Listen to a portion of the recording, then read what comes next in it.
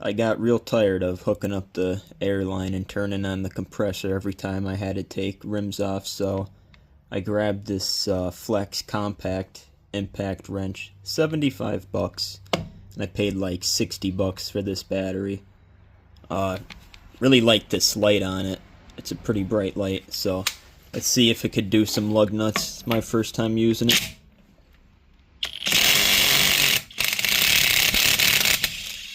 Nice. Fucking stuck his... Of course that one got stuck in the socket because this cap is all mangled already, so let's go to another one, see how it does. One that's not all mangled already.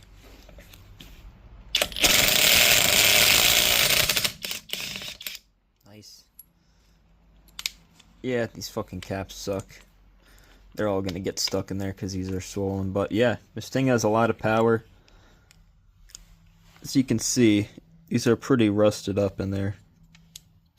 So,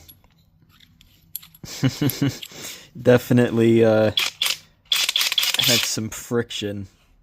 But did it good, even with the small 2.0. So, I'm liking this so far. We'll see how it does. I'll update you guys if it breaks and whatnot. Alright, like and subscribe.